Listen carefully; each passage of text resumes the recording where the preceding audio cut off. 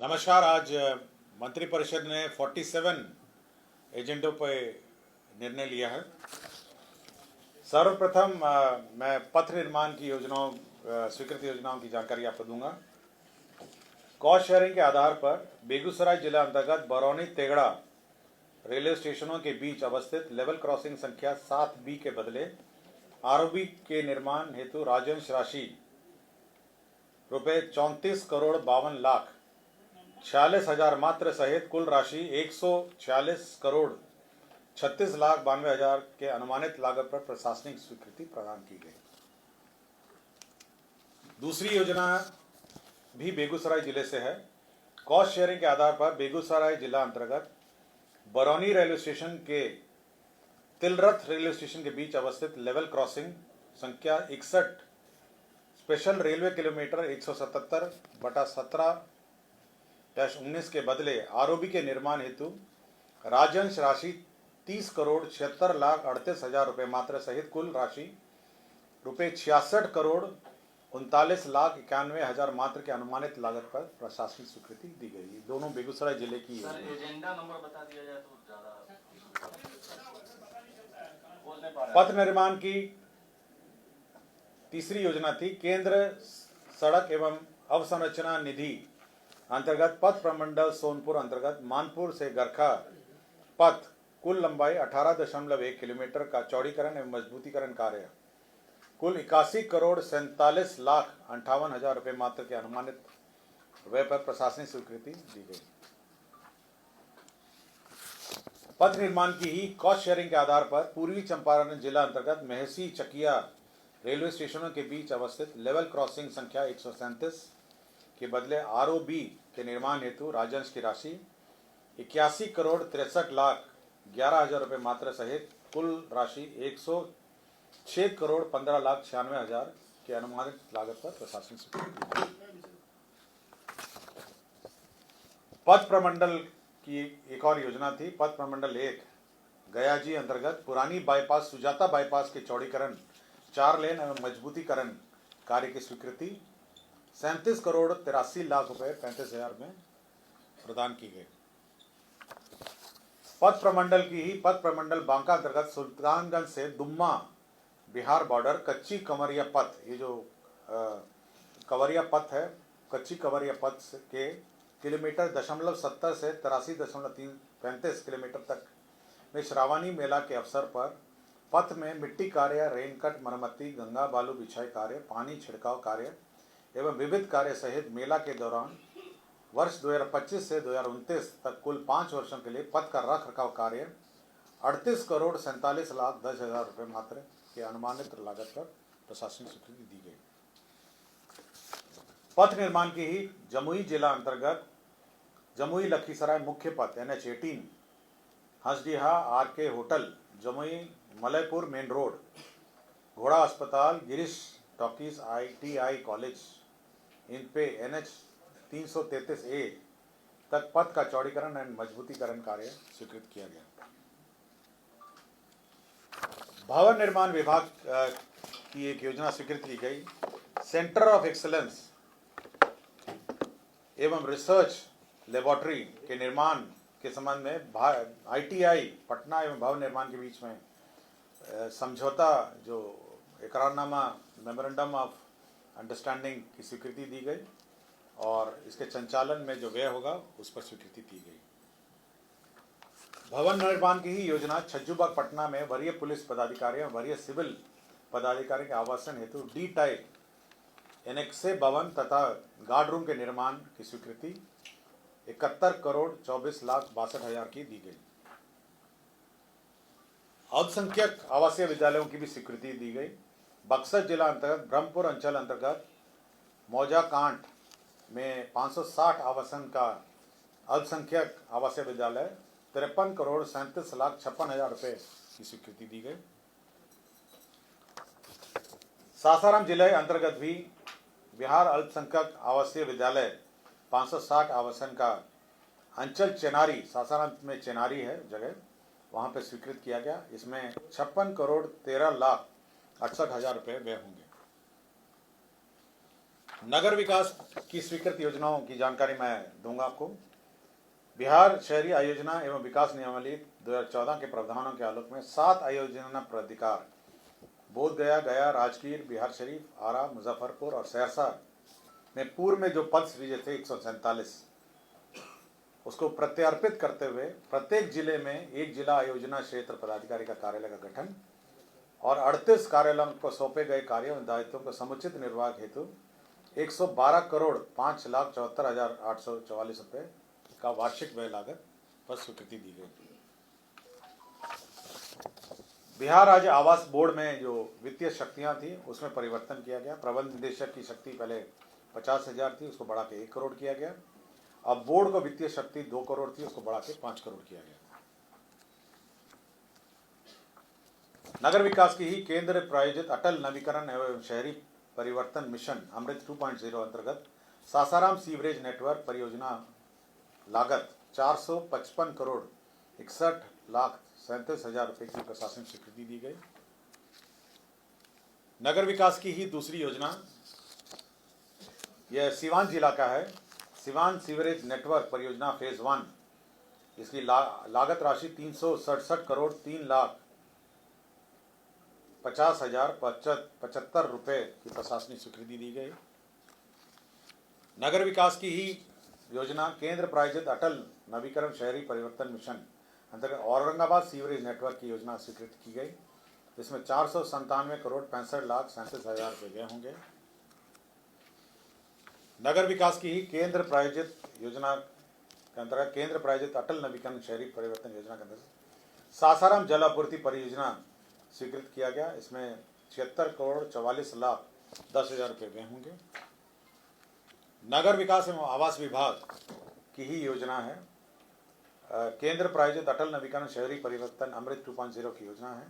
इसमें 138 करोड़ 26,73,400 रुपये स्वीकृत किए गए।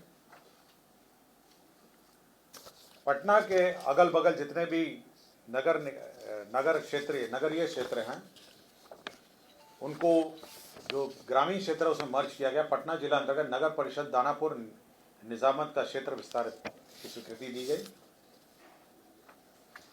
खगोल नगर परिषद के क्षेत्र विस्तार की स्वीकृति दी गई। एक और था, नगर में 3 था। और फुलवारी शरीफ का क्षेत्र विस्तार तो जितने भी पटना के अगल बगल तीनों हैं, फुलवारी शरीफ, दानापुर और खगल क्षेत्र का क्षेत्र विस्तार की स्वीकृति दी गई। कौन-कौन गांव इसमें शामिल हुए हैं सर? ये नाम आप ले देते हैं। समाज कल्याण में आंगनवाड़ी केंद्रों के माध्यम से जो स्कूलों में बच्चों के लिए जो यूनिफॉर्म के लिए पोशाक के लिए पैसे मिलते थे डीबीटी के माध्यम से, उसमें परिवर्तन कर दिया गया है। अब 400 रुपये की जो राशि है वो जीविका दीदी अब सिलाई करके हमारे आंगनवाड़ी केंद्रों में पोशाक उपलब्ध कराएगी और पोशाक की दर में 5% की वार्षिक वृद्धि भी की गई है। समाज कल्याण विभाग के अंतर्गत ही ये भारत सरकार के सक्षम आंगनवाड़ी एवं पोषण 2.0 अंतर्गत प्रधानमंत्री जनजातीय आवासीय न्याय महाअभियान के अंतर्गत 5 जिलों के विभिन्न जनजातीय क्षेत्र में 10 नए आंगनवाड़ी केंद्रों के भवन निर्माण की स्वीकृति दी गई और प्रत्येक आंगनवाड़ी केंद्र में 12 लाख रुपए के दर से 100% केंद्र राशि 1 करोड़ 20 लाख रुपए एवं 10 आंगनवाड़ी केंद्रों की स्थापना संचालन हेतु नियमित केंद्र अंश मंद होगा 22,44,000 और राज्यांश राशि 19,16,000 रुपये व्यय होंगे। शिक्षा विभाग में नामांकन के आधार पर जो अक्षय पात्र फाउंडेशन बेंगलुरु है वह मिड डे मील का सेंट्रलाइज किचन संचालित करता है। पूर्व में उसमें बलदेव उच्च विद्यालय दानापुर में उसको ज़मीन दी गई थी, किंतु यह कंटोनमेंट की ज़मीन के कारण इसमें निर्माण नहीं हो पाया। अब यह स्थानांतरित करके इसको गोपालपुर टांड, उसमें प्राथमिक विद्यालय है, नौबतपुर प्रखंड जिला पटना, उसको 1.5 एकड़ ज़मीन स्थानांतरित किया गया और उसी में यह निर्माण किया जाएगा। वाणिज्यकर विभाग ने बहुत महत्वपूर्ण निर्णय लिया है ऑन एयर कनेक्टिविटी के संबंध में। राज्य में जो रीजनल कनेक्टिविटी स्कीम है तो जो एविएशन टर्बाइन फ्यूल है एटीएफ, उसके दर में कटौती हुई है। अब 29% एटीएफ में जो वैट लगता था टर्बाइन फ्यूल हवाई जहाज, उसको घटा के 4% किया गया है। दाम में भी अब कमी हो जाएगी टिकट के? हाँ, इसमें दो काम होंगे, एक तो दाम में भी कम हो जाएंगे और एयरक्राफ्ट की संख्या में भी बढ़ोतरी हो जाएगी, और एयरक्राफ्ट पटना में फ्यूलिंग भी करेंगे और जितने भी हमारे रीजनल कनेक्टिविटी सेंटर्स में फ्यूल रीफ्यूलिंग करेंगे। वैट MIS की मेंटेनेंस की योजना की भी स्वीकृति दी गई। ग्रामीण विकास विभाग में national NIRD and PR Hyderabad के साथ पंचायती राज संस्थाओं, राष्ट्रीय ग्रामीण विकास एवं पंचायती राज संस्था हैदराबाद ने आर्टिफिशियल इंटेलिजेंस के क्षेत्र में सेंटर ऑफ एक्सेलेंस की स्थापना करने के लिए 5 करोड़ रुपए की स्वीकृति दी गई। बिहार में जो पुल हैं, पुल के समुचित रखरखाव एवं प्रबंधन हेतु बिहार राज्य पुल प्रबंधन एवं संधारण नीति 2025 की स्वीकृति गई। तो मेंटेनेंस ऑफ ब्रिज की योजना स्वीकृति की दी है। पॉलिसी थोड़ा ब्रीफ में मिल जाए क्या है तो सुविधा होगा। आपको दे देंगे, अब एक साथ लिख के रखिए, मैं एक साथ आपको सप्लीमेंट्री का जवाब दूंगा।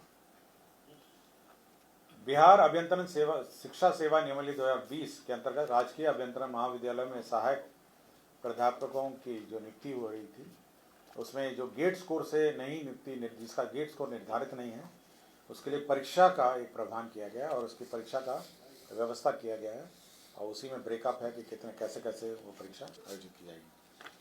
इसी तरह पॉलिटेक्निक में भी पहले गेट स्कोर जहाँ नहीं है वहाँ पर भी आपका परीक्षा का प्रावधान किया गया है और उसी का नियमावली में संशोधन किया गया।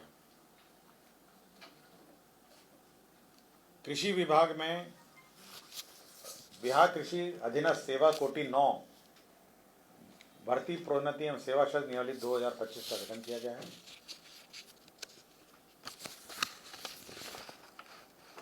पथ निर्माण विभाग पटना के अधीन उपलब्ध भूमि, भवन एवं अन्य संसाधनों के अनुश्रवण हेतु भू संपदा पदाधिकारी का एक पद क्रिएट किया गया है। राज्यपाल सचिवालय में 2 गाड़ियों वाहन चालकों का पद क्रिएट किया गया है।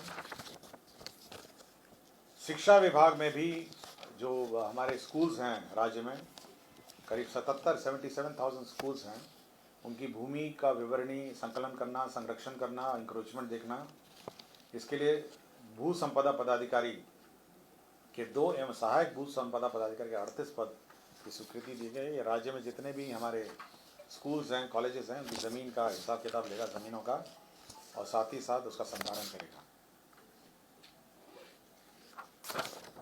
बिहार शिक्षा प्रशासन संवर्ग नियमावली 2025, आपको याद होगा कि पिछले 2 कैबिनेट पूर्व जो शिक्षा विभाग का जो संवर्ग है, प्रखंड और प्रखंड से नीचे वाला, उसका सेवा नियमावली स्वीकृति हुआ था। उसी में पद सृजित हुए हैं, जिसमें शिक्षा विकास पदाधिकारी जो प्रखंड स्तर का पद है 568 होंगे, और हर 10 पंचायत में एक पदाधिकारी होगा जो सहायक शिक्षा विकास पदाधिकारी, 1503 पद होंगे।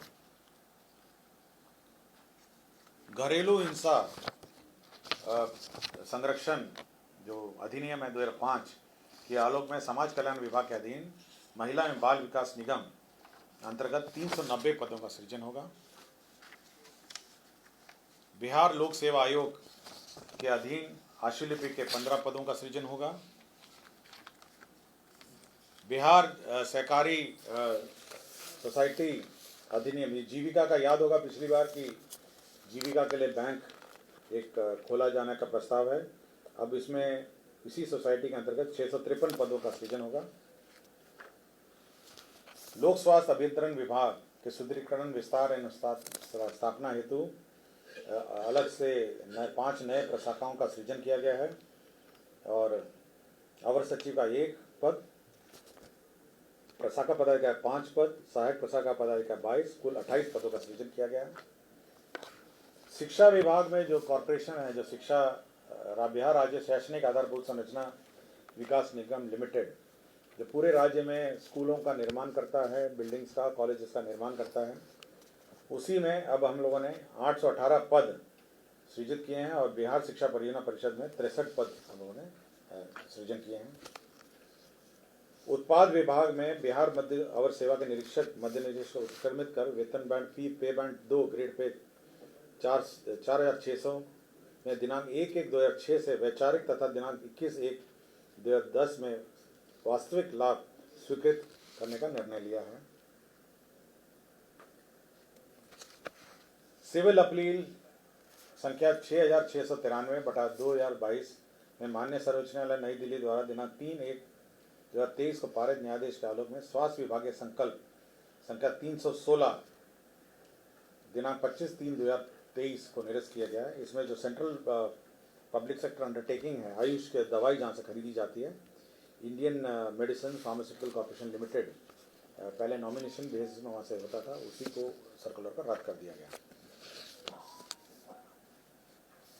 बांका जिला अंतर्गत अंचल अमरपुर के मौजा राजपुर थाना संख्या 351 में ये राजकीय चिकित्सा मेडिकल कॉलेज एवं अस्पताल का निर्माण किया जाए, उसकी ज़मीन स्थानांतरित की गई है।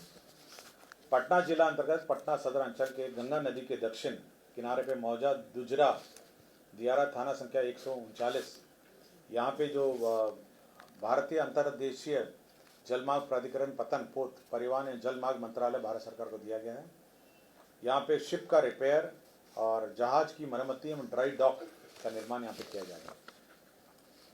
श्री जटाशंकर पांडे तत्कालीन जिला अल्पसंख्यक कल्याण पदाधिकारी सीवान, इनको रंगे हाथ पकड़ने के आरोप में इनको डिसमिस किया गया।